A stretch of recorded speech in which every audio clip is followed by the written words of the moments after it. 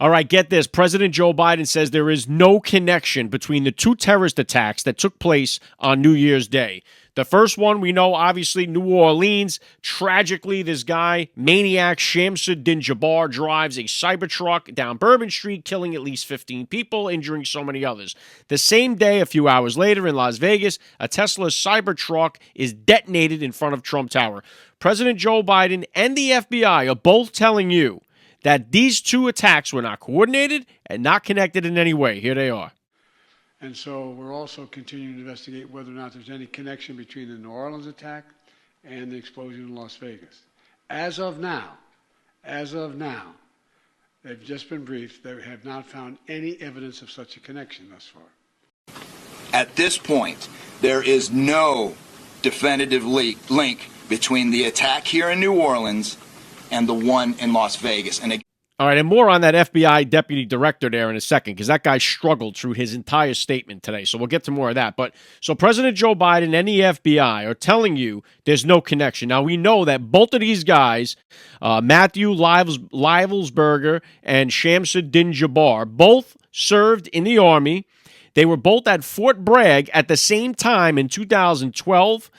They both deployed to Afghanistan. They both decided to use the Turo app to rent trucks for a terrorist attack on the same day, just hours apart.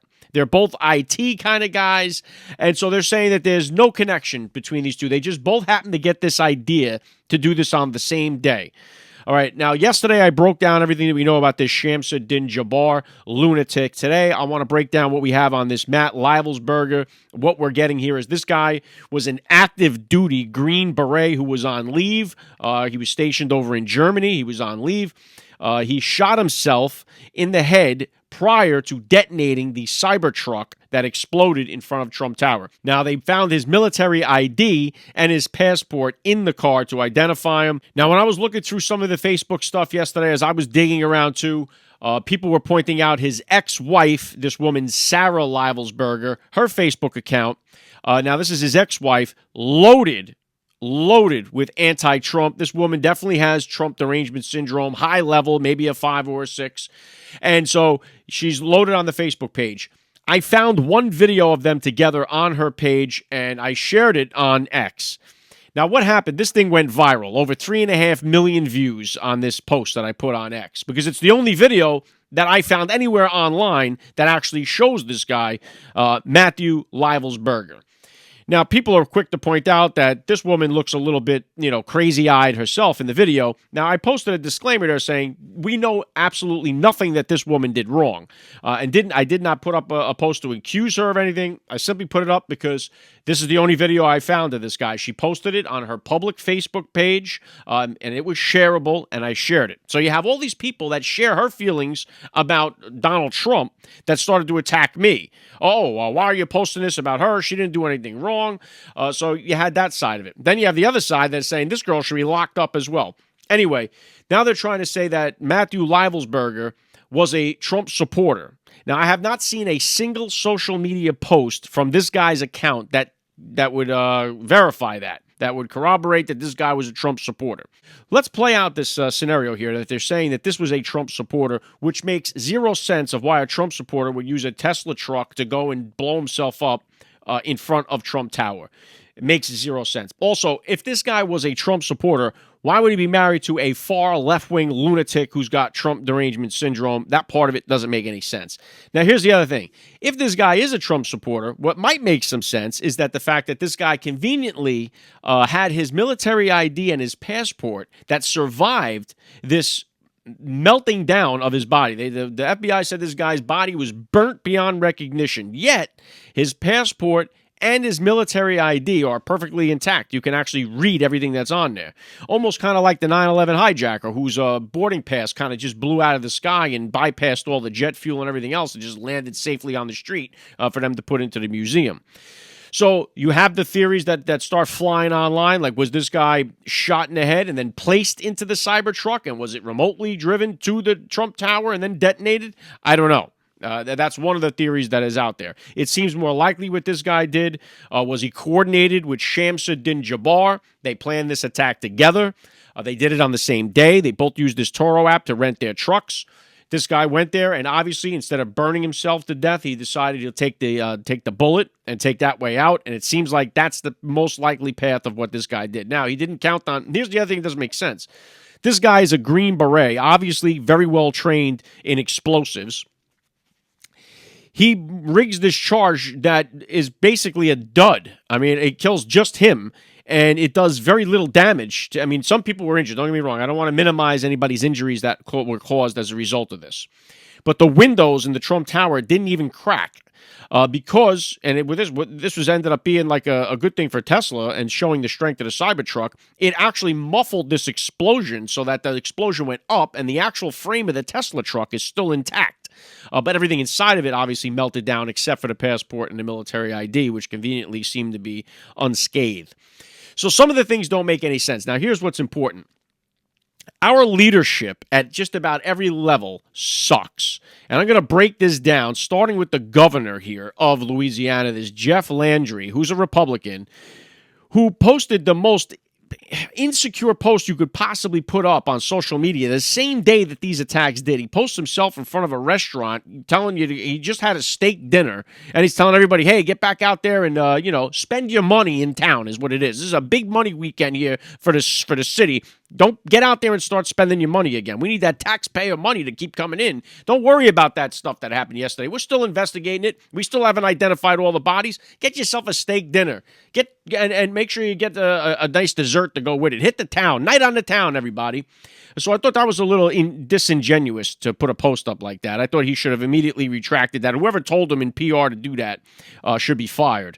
Now today he went to the Sugar Bowl. So this guy went to dinner, then to the Sugar Bowl, and in between he's giving you some updates on what's going on. Well, it must be a nice life for this guy. And he speaks condescendingly to his constituents or to the general public at all these press conferences. Listen to a little bit of the governor of Louisiana here. Listen to this. To those who are old enough to remember jigsaw puzzles, and that you would take 1,000-piece jigsaw puzzle and you empty the box, and you got to start sifting through those pieces, and you want to start, if you're real good, you start at the corners, right?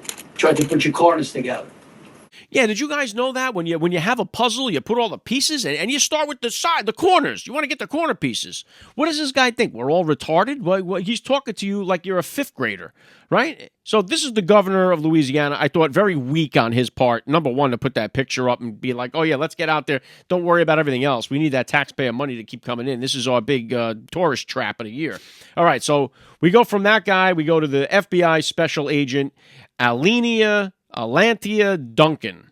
All right, I'm not sure how to say that name. Alanthea Duncan. Here she is. This lady got a nose ring. This is the one that first came out and told you this is not a terrorist attack. All right, so the same FBI that's now telling you that these two attacks are not connected originally told you that this wasn't even a terrorist attack, okay? So we see how this story keeps evolving. But this woman comes out sporting a nose ring, and, everybody was quick. Now, again, she couldn't even put together two sentences, too. She spoke very incoherently, and she seemed very nervous. She didn't seem to have an ounce of confidence about anything she was saying. But she's wearing this nose ring, and everybody blasted her on X and social media right away. Because, number one, this goes against their actual dress code. The dress code for the FBI says you can't have these nose rings. So maybe you give her the benefit of doubt and you think maybe she's working undercover or something like that. But after seeing her speak publicly, I don't think that would be possible.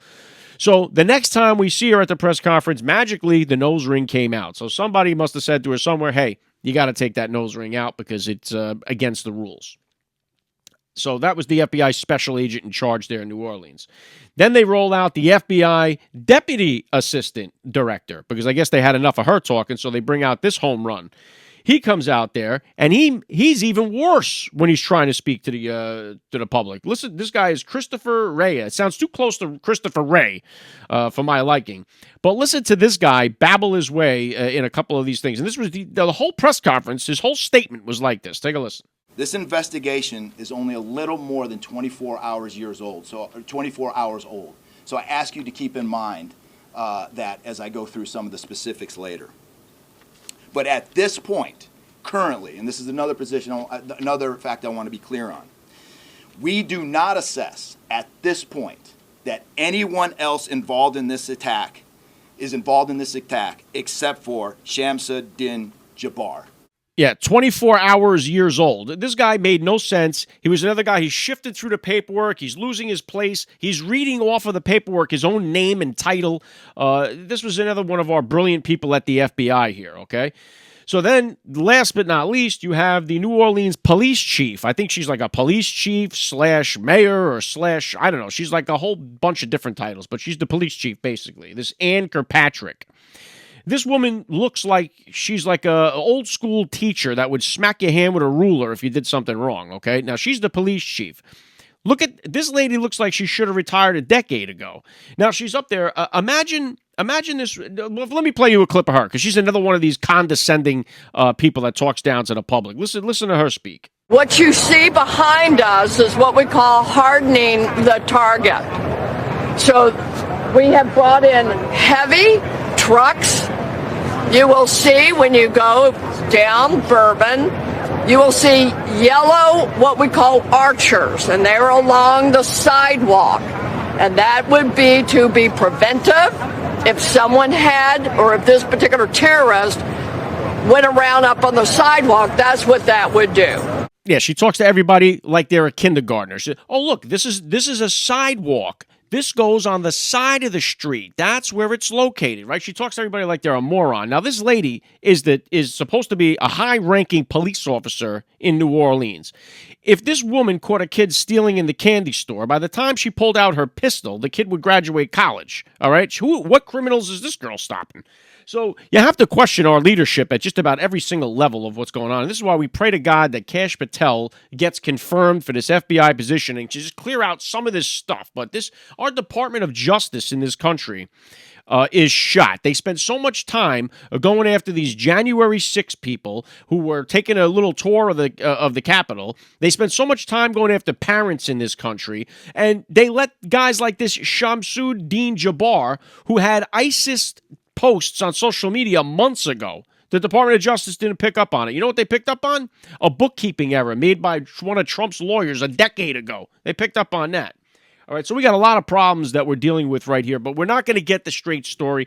There's no way we can trust anything that the FBI is going to tell us about this case, especially from now moving forward. Now that they got their story straight and whatever their narrative is going to be is what they're going to stick with. So I don't think we have any faith. And how could we? Right? How do we have any faith in this Department of Justice that we have right now? These are the ones that 51 of our intelligence officers swore up and down that the Hunter Biden laptop was a fake. It was Russian disinformation. And now we're supposed to trust that they say, oh, these two things weren't connected? When Stevie Wonder can see that something here does not look right? Something here looks like it's a major connection between the two cases? And I understand this is an ongoing, they always use it's an ongoing investigation. Well, it doesn't take Nancy Drew to realize that these two people probably coordinated these attacks together. Now, are they doing this because there's more suspects involved? Are there other people, other elements of this kind of cell that's operating here in the United States? I don't know.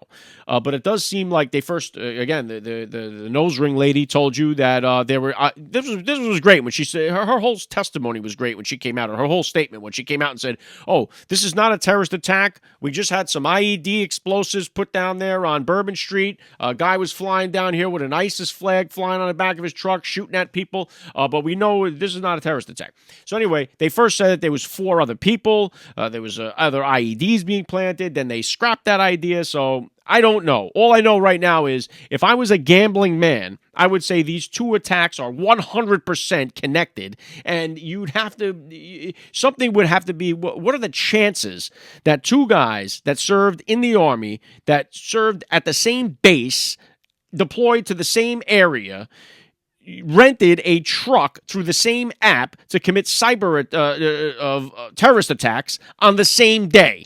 I would say the odds on that are a lot higher than you hitting the lottery. So as we get more information, I'll keep you guys updated. Post a comment down below if you got any new news, if you got any other updates, something else I should check into. Let me know down below. I'll update the story with you guys later. Thanks for tuning in. You're listening to the Alec Show, the future